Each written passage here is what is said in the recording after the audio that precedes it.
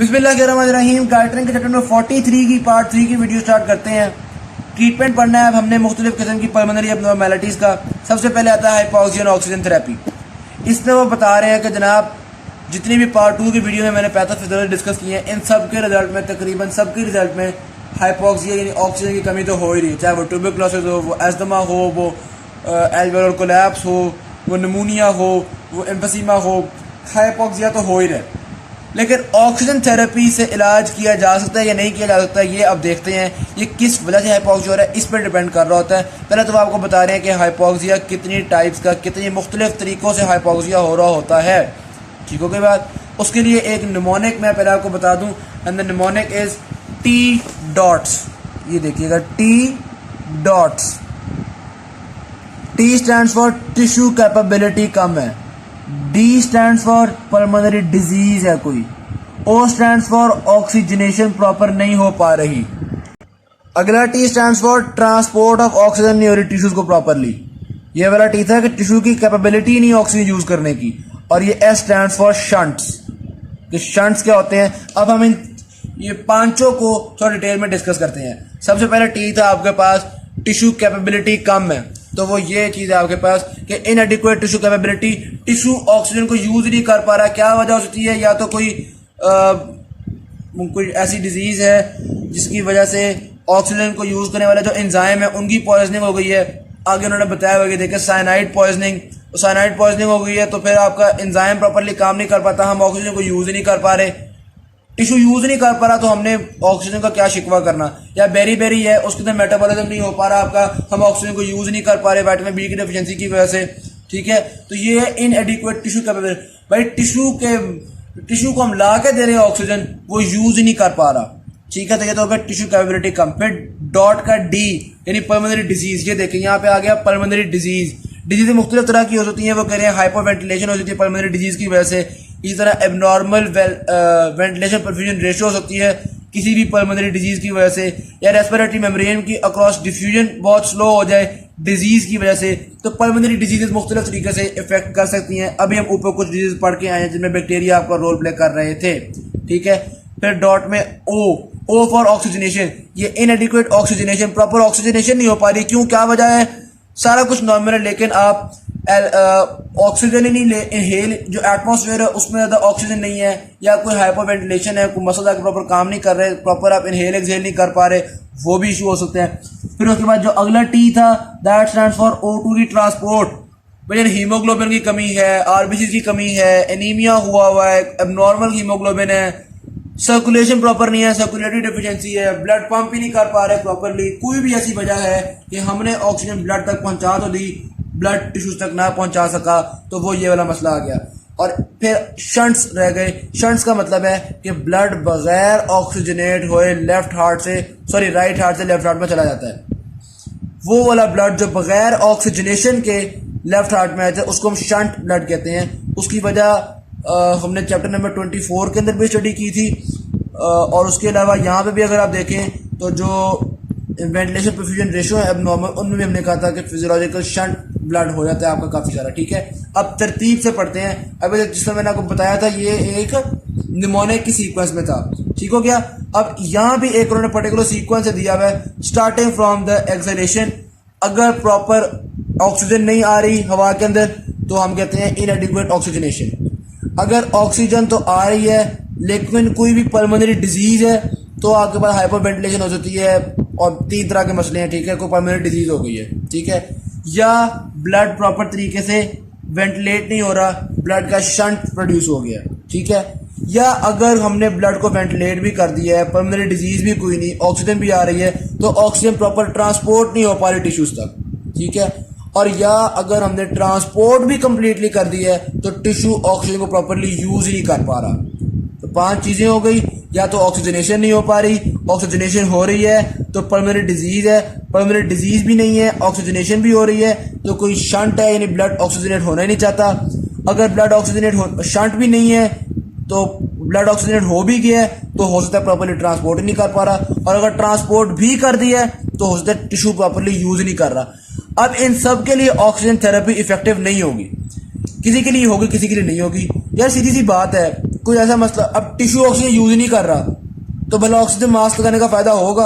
Oxygen तो बंदे में प्रॉपर जा रही है, अब टिश्यू यूज नहीं कर रहा है, इसका हल ऑक्सीजन थेरेपी तो नहीं है ना।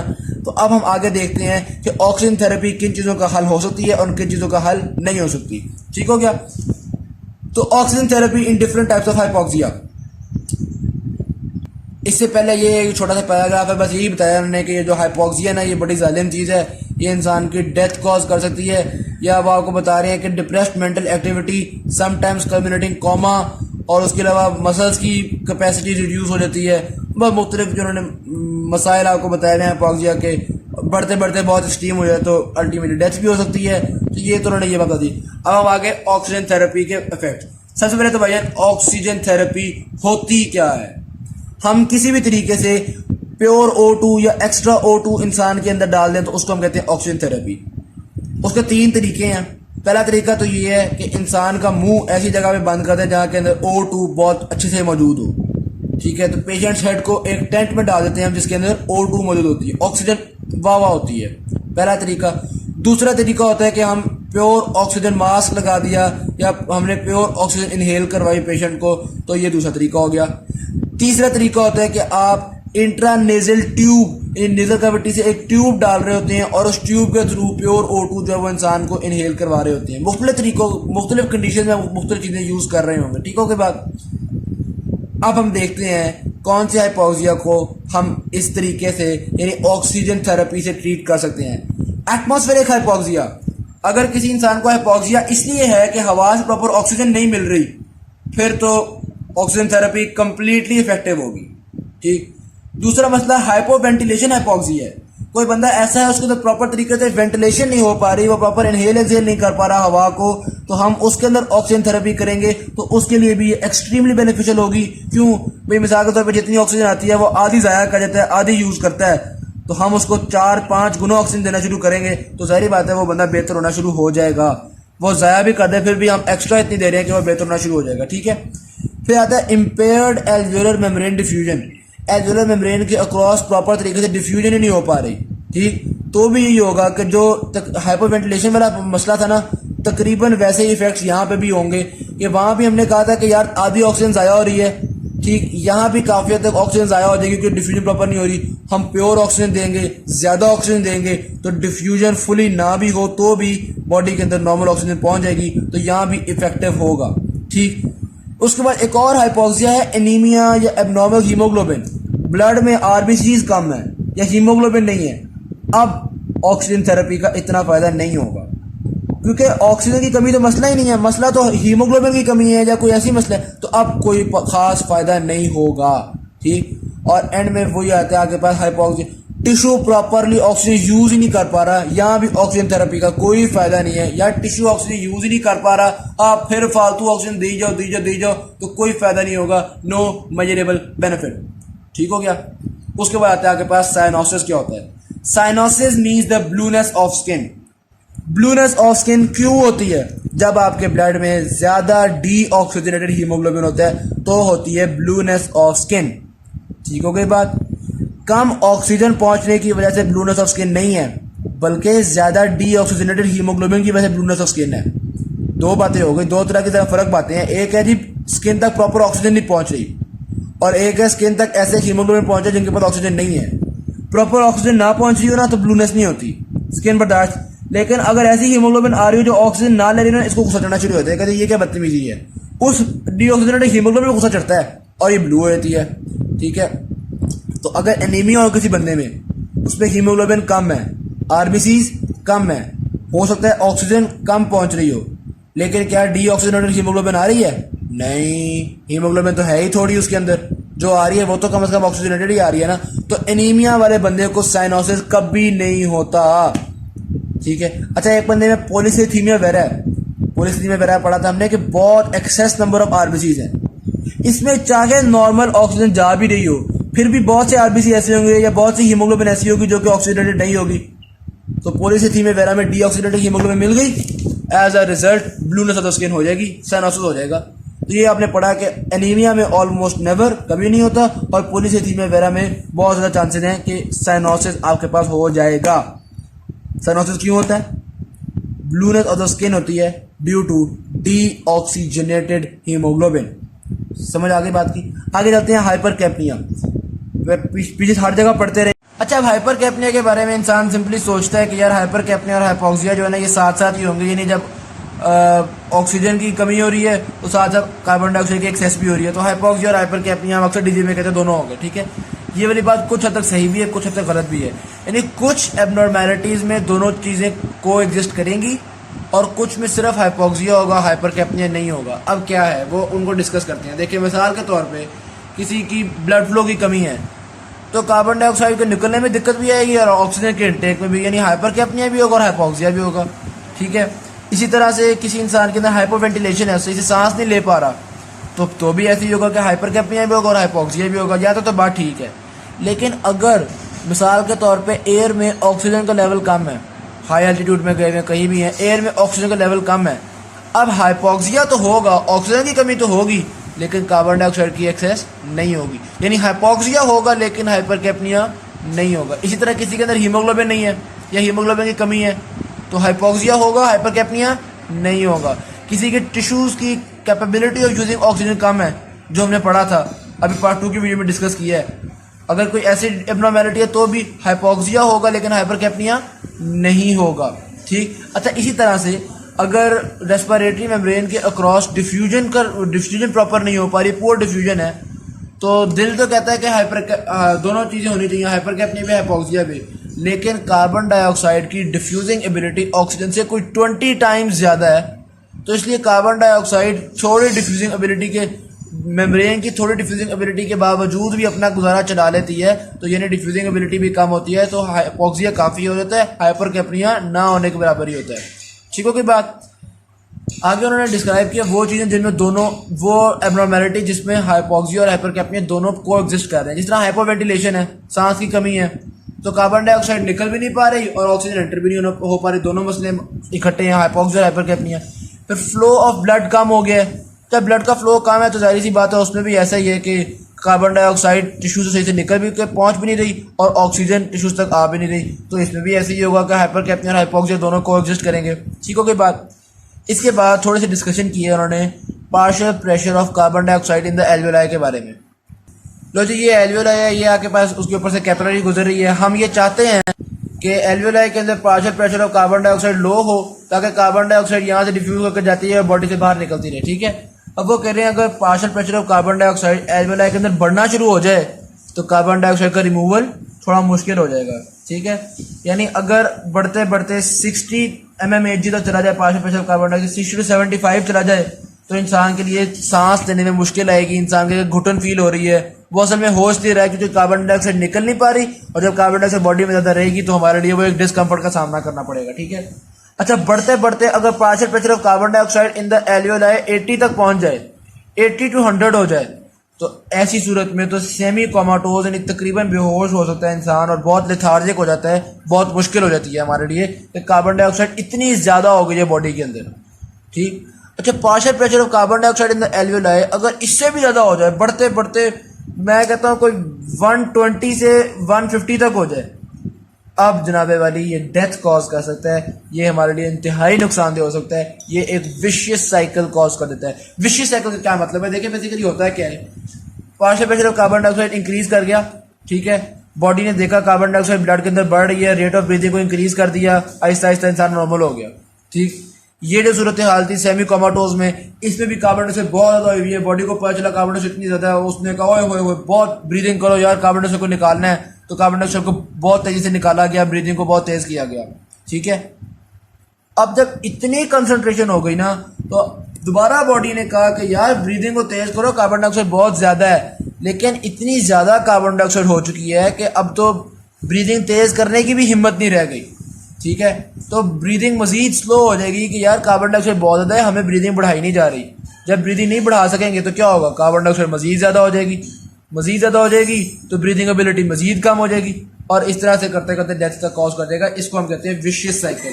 तो यहाँ पर उन्होंने गट में लिखा है विशियस साइकिल क्या हुआ, मोर कार्बन डाइऑक्साइड जिसकी वजह से फर्दर डिक्रीज इन रेस्पिरेशन, जिसकी वजह से देन मोर कार्बन डाइऑक्साइड, और ये एक साइकिल चलता गया। ठीक हो गया। उसके बाद आते हैं आपके पास डिस्पनिया। ये बेसिकली जो घुटन महसूस होना है, सांस की कमी महसूस होना है, उसको हम कहते हैं डिस्पनिया। तीन काम होते हैं जिसकी वजह से आपको एक घुटन सी फील होती है, एक सांस की कमी फील होती है, एक ठीक हो गया। वो तीन क्या हैं? पहले तो आपकी बॉडी के अंदर, बॉडी फ्लूइड्स के अंदर गैसेस की जो कंसनट्रेशन है वो ख़राब हो जाती है। मसलन ऑक्सीजन की कमी है, कार्बन डाइऑक्साइड ज़्यादा है तो आपको यार एक डिस्कम्फर्ट सी फील होती है। दूसरे नंबर पे आपको जो रेस्पिरेटरी मसल्स हैं वो भी सही से काम नहीं कर रहे, वो उतना प्रॉपर वेंटिलेशन नहीं कर पा रहे, जितनी गैसेस हमें चाहिए उतनी नहीं ला पा रहे, तो आपको एक घुटन फील हो रही है, ठीक है। और तीसरा फिर आपका स्टेट ऑफ माइंड है। डेफिनेटली जब ये दो चीज़ें हो रही हैं तो आपके ब्रेन को मैसेज पहुंचेगा कि यार बॉडी में ऑक्सीजन कम हो रही है, तो ब्रेन ही आपको एक डिस्कम्फर्ट में लेके आएगा, ठीक हो गया बात। तो ये चीज़ें होती हैं जो कॉज कर रही होती हैं डिस्पनिया आपके अंदर। जिसके बाद आप अच्छा फिर एक और बात उन्होंने बताई भी है कि ख़ास तौर पे कार्बन डाइऑक्साइड की एक्सेस जो है ना बॉडी में वो बड़ी जालिम होती है, उसकी वजह से काफ़ी आपको डिस्पनिया फील होता रहता है, ठीक हो गया बात। अच्छा एक और बात भी है, कुछ लोगों में ऐसा भी होता है कि उनमें ये वाली गड़बड़े नहीं है, ऑक्सीजन भी पूरी है, कार्बन डाइऑक्साइड भी प्रॉपर है, सारा कुछ ठीक है, लेकिन जैसे इधर नफ्सियाती मसला है जिसको हम कहते हैं न्यूरोजेनिक डिस्पनिया या इमोशनल डिस्पनिया। जिस तरह मिसाल के तौर पे कुछ लोग कहना शुरू कर देते हैं और यार ये मास्क से सांस घुटता है, चाहे खुला मास्क हो उसमें से बस एक नफ्सियाती चीज़ है, ठीक है। तो यही चीज़ है कि वो इमोशनल डिस्पनिया है, ठीक हो गई बात। अब आते हैं जी इलाज की तरफ। इलाज क्या होता है? Artificial respiration. पहले आता है रिसस्किटेटर। इसमें बेसिकली क्या होता है, एक सिलेंडर होता है जिसके अंदर ऑक्सीजन होती है, ये बहुत कॉमनली यूज होने वाली चीज़ है, जिसके अंदर ऑक्सीजन होती है और एक पाइप होता है जो आप माउथ के साथ अटैच कर देते हैं ताकि फोर्स्ड ऑक्सीजन यानी पॉजिटिव प्रेशर वाली ऑक्सीजन हम इनहेल करवा सकें इंसान को, उसकी लंग्स के अंदर ऑक्सीजन को घुसेड़ सकें इन अ सेंस, ठीक हो गई बात। लेकिन हमने शुरू में जो रिसर्च होते थे उनमें हमने देखा कि ऑक्सीजन में जब इतने प्रेशर से हम लंग्स में जब इतने प्रेशर से हम ऑक्सीजन डालते थे तो लंग्स का डैमेज हुआ करता था, लंग्स के लिए नुकसानदेह होता था, तो हमने इसका यूज़ करना काफ़ी हद तक कम कर दिया। लेकिन अब ऐसे आ चुके हुए हैं जिनमें हम एक हद तक एक लिमिट के अंदर रहते हुए प्रेशर डालते हैं जिसकी वजह से लंग को नुकसान नहीं होता, तो दोबारा हमने इसको यूज़ करना शुरू कर दिया है, ठीक। रिसस्किटेटर हो गया। उसके बाद है टैंक रेस्पिरेशन। इसमें होता क्या है बेसिकली, ये देखें, ये जो बॉडी होती है ना इसको हम एक टैंक के अंदर डाल देते हैं जिसमें जो मुंह बाहर निकला हुआ होता है और ये एक तरह से एयर टाइट टैंक है, ठीक हो। के बाद यहाँ पे एक डायाफ्राम सा लगा हुआ है जिसमें से सिर्फ हमारा मुंह निकला हुआ है या चेस्ट निकली हुई है, चेस्ट भी नहीं इनफैक्ट सिर्फ मुंह निकला हुआ है, ठीक है, या गर्दन भी निकली हुई है, लंग्स वगैरह जो होती हैं वो उसके अंदर ही है। अब होता क्या है, यहाँ पे आप देख रहे हैं एक लेदर डायाफ्राम है, ठीक है, ये देख रहे हैं ना, ये एक डायाफ्राम यहाँ पे लगा हुआ है। ये डायाफ्राम इस तरह से मूव करता है, कभी अंदर मूव करता है, कभी बाहर। जब अंदर मूव करता है तो अंदर की गैस का प्रेशर इंक्रीज कर देता है, ठीक, हमारे लंग्स पे दबाव पड़ता है, एक्सेलेशन आसान हो जाती है। और जब ये बाहर को मूव करता है तो अंदर प्रेशर नेगेटिव हो जाता है, लंग्स एक्सपैंड करती हैं। जब अंदर एयर का प्रेशर नेगेटिव होता है तो बॉडी का प्रेशर भी थोड़ा सा नेगेटिव हो जाता है ना, सकिंग होती है जिसकी वजह से हवा को इनहेल करना आसान हो जाता है। तो हम इस लेदर डायाफ्राम के थ्रू भी इंसान की ब्रीदिंग को हेल्प कर रहे होते हैं कि यार साथ साथ वो सांस तो ले ही रहे लेकिन प्रेशर हम बाहर से भी पॉजिटिव और नेगेटिव करते रहे, ठीक। एंड में आ गया effect of the resuscitator and the tank respiration. इन दोनों में इफेक्ट होता है और वीनस रिटर्न पे। वीनस रिटर्न को किस तरह से फर्क पड़ेगा, चाहे आप ये रिसस्किटेटर से फोर्स कर रहे हैं हवा को अंदर जाने के लिए, ठीक, चाहे आप यहाँ पे नेगेटिव प्रेशर करके हवा को इनहेल करने के लिए कोशिश कर रहे हैं, दोनों सूरतों में लंग्स में तो हवा काफ़ी ढेर सारी आएगी ना, ठीक, लंग्स में हवा ढेर सारी आएगी तो लंग्स के अंदर प्रेशर जो है वो अच्छा खासा डेवलप हो जाएगा। जब लंग्स में प्रेशर ज़्यादा डेवलप हो जाएगा तो आपकी जो वीनस रिटर्न है वो डिक्रीज कर देगी। और इसका ऑपोजिट, जब आप इसमें आपके लंग्स से हवा बाहर निकल रही है या इसके अंदर आपने इस तरह से लेदर डायाफ्राम अंदर को गया है और प्रेशर डेवलप कर रहा है ताकि लंग्स से हवा बाहर निकल जाए, तो इस सूरत में लंग्स में से चूंकि लंग्स से हवा बाहर निकल जाएगी तो लंग्स में प्रेशर कम हो जाएगा और as a result venous return बढ़ जाएगा। अच्छा, लंग्स के प्रेशर से वीनस रिटर्न का क्या ताल्लुक है वो मैं आपको बोर्ड पे शो करता हूँ। ये देखिए, होता क्या है बेसिकली, बॉडी से आपका ब्लड आता है आपके राइट एट्रियम में और फिर राइट एट्रियम से ब्लड आपका वेंट्रिकल में जाता है और वेंट्रिकल से ब्लड आपका लंग्स में जाता है, ठीक है। तो ये वीनस रिटर्न हो रहा है। अब अगर लंग्स के अंदर प्रेशर इंक्रीज करना शुरू हो गया है तो यहाँ से कम ब्लड जाएगा लंग्स के अंदर, ठीक, और इसी तरह से कम ब्लड आएगा वेना कैवा से, क्योंकि हम कहेंगे यार ब्लड आगे जा ही नहीं रहा, आगे बड़ी मुश्किल का सामना करना पड़ रहा है, आगे बहुत प्रेशर है लंग्स के अंदर। तो इस वजह से लंग्स में प्रेशर इंक्रीज करता है तो वीनस रिटर्न डिक्रीज, और लंग्स में प्रेशर डिक्रीज करता है तो वीनस रिटर्न इंक्रीज, ठीक हो गई बात। तो ये आपका एक लंग्स के प्रेशर का वीनस रिटर्न के साथ ताल्लुक था। Thank you very much. Video अच्छी लगी तो शेयर जरूर कीजिएगा, चैनल को सब्सक्राइब कीजिएगा। अल्लाह हाफिज़।